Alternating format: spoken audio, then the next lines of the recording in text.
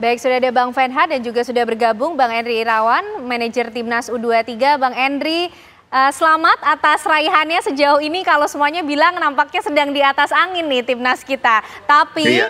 langsung dari Qatar kita pengen tahu bagaimana kondisi terakhir para pemain Timnas U23 kita. Semuanya sudah siap tempur, adakah yang cedera Bang Endri?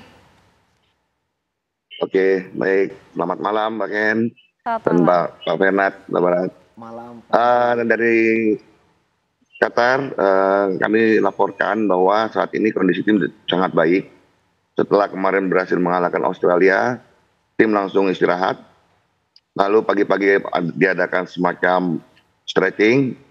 Dan setelah itu libur total 1 hari setelah stretching tersebut. Dan baru rencana hari ini kita akan latihan, nanti sore waktu Qatar. Jadi sekitar pukul 6 atau pukul 10 malam waktu Indonesia bagian Barat, kita akan latihan di lapangan latihan guna persiapan terakhir untuk menghadapi Yordania. Dan kondisi pemain saat ini alhamdulillah sangat baik sekali, bahkan juga lebih lengkap kondisinya dibandingkan pertandingan pertama maupun kedua pada saat Piala Asia ini, di mana kita ada tambahan amunisi yaitu Justin Hubner yang kemarin kita ketahui sudah bermain walaupun hanya 15-20 menit. Lalu juga kedatangan Nathan juga sangat membantu tim, dan tentunya juga 20 pemain yang sudah berlatih sejak di Dubai sampai saat ini, mereka sudah sangat siap.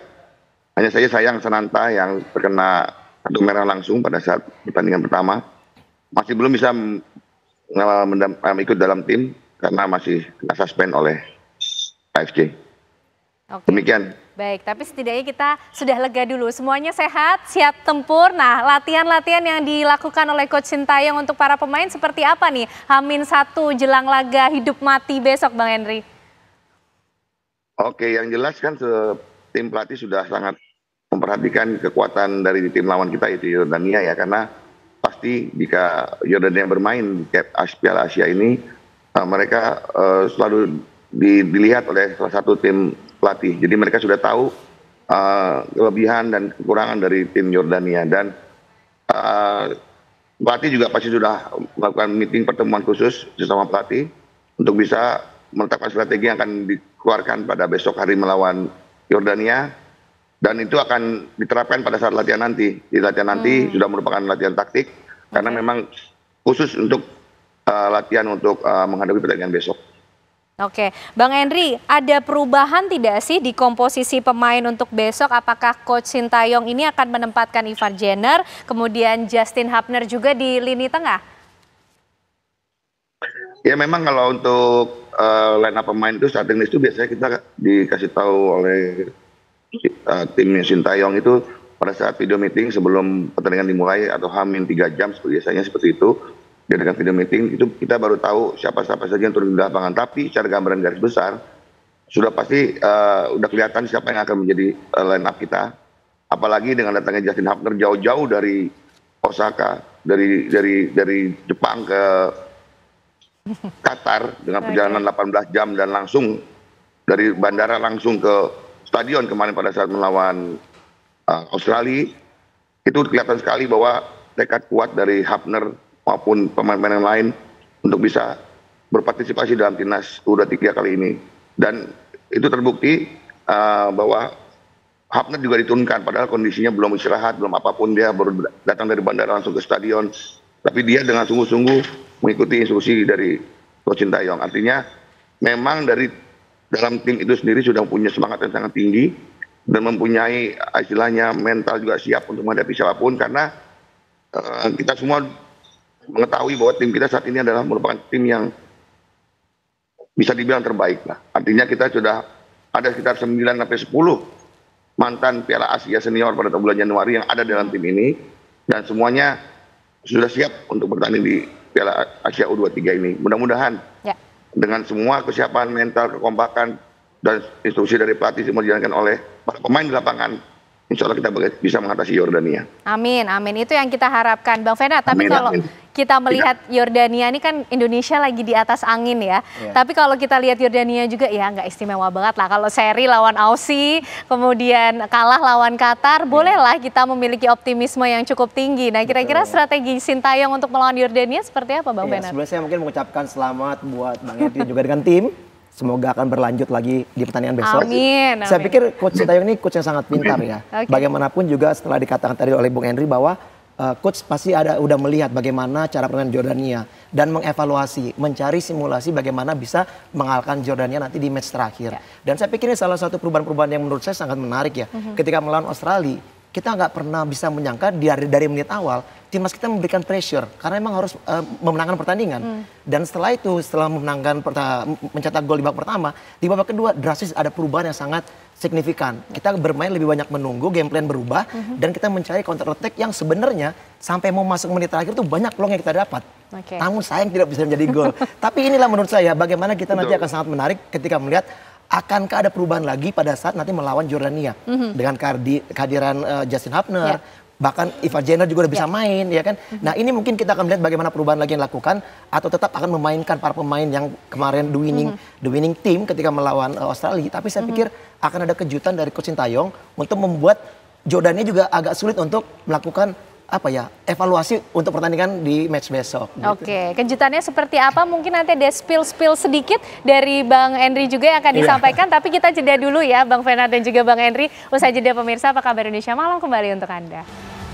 Ya, selalu menarik memang membahas bagaimana persiapan timnas Indonesia kita untuk melawan Yordania. Besok ini akan menjadi laga penentu. Bang Henry, kalau kita melihat tim dari Yordania, apa kemudian yang sudah dianalisis oleh tim? Apa saja yang perlu diwaspadai dari Yordania dan apa juga yang sudah diinstruksikan Sintayong kepada para pemainnya? Baik, yang jelas seperti kita ketahui bersama, Yordania pasti akan bermain menekan. Artinya mereka ingin meraih kemenangan pada besok hari karena hasil seri tidak membantu mereka untuk bisa lolos ke babak 8 besar. Namun semua itu sudah diantisipasi oleh Coach Sintayong. Bahkan pada saat ini bersamaan dengan wawancara saat ini, pelatih dan seluruh pemain sedang ada di ruang meeting, sedang membicarakan untuk bagaimana menghadapi Yordania besok dan akan bagaimana latihan nanti sore, bagaimana harusnya latihan nanti sore seperti apa. Jadi pada saat latihan semua sudah langsung bisa menerapkan apa yang sudah akan dibicarakan pada meeting saat ini. Jadi semua sudah ada dalam benak Coach Sintayong untuk menghadapi Yordania besok. Jadi saat ini tinggal disampaikan kepada seluruh para pemain dan seluruh official dan pelatih maksud saya untuk bisa mengikuti apa yang diinginkan oleh Sintayong. Jadi mudah-mudahan dengan setelah meeting lalu langsung ke lapangan, langsung latihan selama kurang lebih 1,5 sampai 2 jam. Mudah-mudahan besok bisa dapat menghadapi Yordania yang bermain menyerang. Oke. Bang Henry, kalau untuk faktor non teknisnya seperti apa? Karena kalau kita lihat dari laga-laga sebelumnya itu kan harus berhati-hati ya dengan penalti, 2 kali penalti juga ya nampaknya harus dihadapi ya. Iya. Ya memang betul sekali karena itu sudah dibicarakan juga oleh pelatih dengan para pemain agar lebih berhati-hati terhadap pertandingan besok. Karena memang sangat penting juga buat kita untuk menentukan kita lolos apa ke 8 besar. Artinya pertandingan di Piala Asia kali ini juga dilengkapi dengan VAR. Jadi kita semua tidak bisa lepas daripada amatan dari wasit, walaupun baik wasit di lapangan maupun wasit di dalam ruangan VAR. Jadi anak-anak harus terbiasa untuk melakukan permainan yang dengan sportivitas yang tinggi, dengan fair play, jangan sampai terpancing. Karena seperti kita ketahui tim-tim dari Timur Tengah itu banyak yang suka memprovokasi para pemain kita agar supaya mereka emosi dan tidak fokus di lapangan. Nah itu sudah diantisipasi oleh kita semua, oleh pelatih juga. Jangan meladeni apapun yang dilakukan oleh Yordania. Artinya kita fokus saja di lapangan, jangan terpengaruh oleh masalah provokasi dari pihak lawan, dan juga jangan juga untuk membantah seluruh keputusan wasit karena itu sangat merugikan kita. Karena kita ketahui semua harus kita terima dengan lapang dada. Nanti setelah pertandingan bisa kita bicarakan apakah kita perlu protes atau tidak pada wasit untuk pada saat 90 menit sudah tiup. Ya. Jadi intinya pemain kita sudah siap untuk menghadapi Yordania dan bentuk apapun yang akan diterapkan oleh Yordania. Oke. Terima kasih. Baik, kesiapannya luar biasa Bang Fenat. Tadi menyambung juga Bang Fenat sempat mengevaluasi juga melihat nampaknya banyak peluang sebenarnya yang bisa dimanfaatkan oleh pemain-pemain timnas kita. Dan juga kalau melihat Coach Sintayong kan kalau kita lihat nampaknya komposisi pemainnya selalu berubah-berubah nih ya di setiap pertandingan. Sedangkan ada filosofi don't change the winning team. Gimana nih Bang Fenat? Saya pikir ini kalau bisa saya sampaikan juga ya. Sebenarnya kalau misalnya berbicara masalah kemungkinan terbesar adalah Indonesia mempunyai kans yang sangat besar. Hasil draw bisa lolos. Tapi kan sekarang ini kan yang bermain apa istilahnya tidak ada beban ya dari pihak Jordania. Mereka pasti akan keluar menyerang, mereka harus mencari kemenangan dan situ Indonesia harus siap. Dan saya setuju ketika dibilang oleh Bang Henry tadi bahwa tim-tim Timur Tengah itu kadang-kadang suka lebay. Kalau misalnya terjatuh apa segala macam memancing provokasi. Itu yang membuat akhirnya Indonesia kadang-kadang terpancing dengan hal itu. Nah, kita harus bisa membedakan. Ini pertandingan internasional.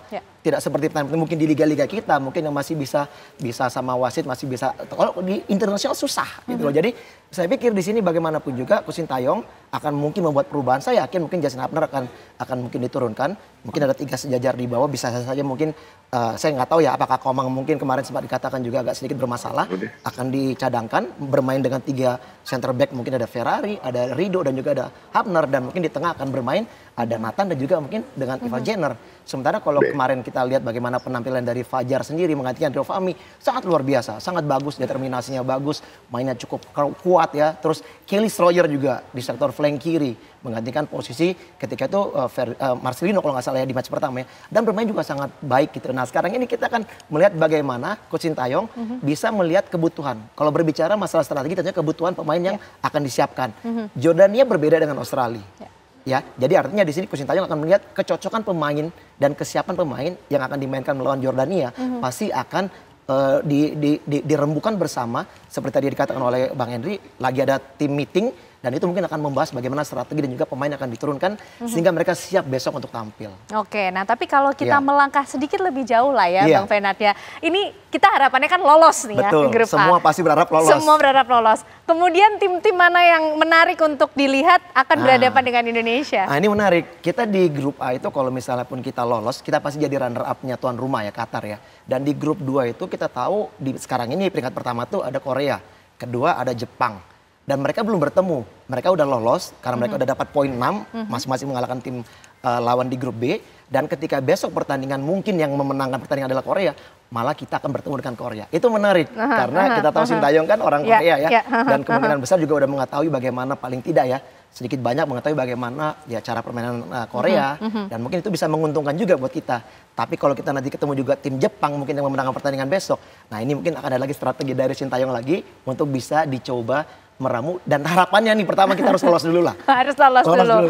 Nah Bang Fenat, tapi juga kemudian yang menjadi catatan ini kan finishing touch nampaknya juga masih menjadi PR ya, challenge untuk Coach Sintayong. Menurut Bang Fenat sendiri apa kemudian solusi terbaik lah paling tepat harus dilakukan oleh Sintayong untuk menghadapi Yordania besok? Iya. Ini saya suka nih pertanyaannya. Emang menarik ya, kita lihat memang di sini Indonesia itu menangkan pertandingan lawan Australia itu pemain belakang yang golin, Komang Teguh ya. Dan ini cukup menarik, kita lihat para pemain depan masih minim golnya. Sebenarnya ini kalau buat saya pribadi ya, ini namanya tim. Bagaimanapun juga siapapun yang bisa mencetak gol itu keuntungan untuk Indonesia. Tapi sebagai para pemain depan dan tengah ini memang diwajibkan kalau bisa ada kesempatan bisa mencetak gol. Tentunya pada saat mendapatkan waktu jeda istirahat ini pasti akan ada evaluasi masalah finishing. Dan tentunya pasti Coach Sintayong juga akan membenahi masalah finishing. Saya setuju karena kita lihat kemarin itu banyak sekali peluang juga yang dimiliki oleh Ferdinand, maksud saya oleh Marcelino, Ferdinand ya, itu juga masih miss ya. Walaupun memang kita lihat dia udah berusaha semaksimal mungkin. Dan ini juga kembali kepada masalah bagaimana permainan dari lawan sendiri. Ya kan ya, ketika lawan bermain defense-nya sangat baik, sangat rapat, tentunya juga mungkin akan sangat sulit para pemain depan untuk mencetak gol. Tentunya harus ada solusi. Bagaimana solusi menit per menit ketika pelatih memberikan instruksi, pemain harus menjalankannya. Karena yang di luar kan pelatih yang melihat. Dan ketika ada perubahan di situ, kita lihat sangat luar biasa penampilan dari Kelly, walaupun dia tidak mencetak gol, tapi Kelly Sloyer ini pemain menurut saya yang kemarin itu benar-benar merepotkan pertahanan dari Australia. Oke, Bang Fenat, mungkin juga sebelum nanti dijawab prediksi skornya akan seperti apa, tapi kita juga nampaknya juga perlu ikut mengawasi nih, karena kalau dari laga-laga sebelumnya ini urusan wasit nih sempat menjadi kontroversi. Gimana nih Bang Fenat? Ya kita berharap wasit sama kayak kemarin ya ketika lawan Australia ya, bisa berdiri di tengah-tengah. Kalau kita bisa flashback lagi, ya kalau kita bisa melihat kekalahan kita melawan Qatar terlepas dari mereka adalah tuan rumah, dan wasit juga mungkin karena kita kalah banyak netizen mengatakan ya wasit condong ke tuan rumah, tapi apapun itu bisa saja terjadi, dan kita berharap bahwa dengan kejadian Qatar kemarin sudah ada protes dari PSSI, kita berharap ya wasit di AFC U23 ini bisa lebih profesional lah dalam memimpin, sehingga kita tidak dirugikan lagi. Prediksi skornya? Prediksi skor? Yes. Saya pikir kita bisa menang mungkin dengan skor 2-1. 2-1 untuk Indonesia. Tentu kita akan sama-sama ya mengawal. Harus tapi dong. nggak boleh overconfidence para pemain juga. Jangan di atas angin dulu lah. Betul. Ya, kita tunggu besok laganya 10:30 malam. Kita kawal bersama bagaimana perjuangan timnas Indonesia melawan Yordania. Terima kasih Bang Fenat Huta Barat untuk semangatnya. Senang sekali kembali bertemu untuk membahas Indonesia dan Yordania. Dan terima kasih juga Bang Henry Irawan, manajer timnas U23 tadi sudah sempat bergabung bersama kita, tapi sayang sekali nampaknya ada kesibukan lain untuk berkumpul bersama dengan tim di sana. Terima kasih semuanya Bang Fenat sekali lagi dan informasi serta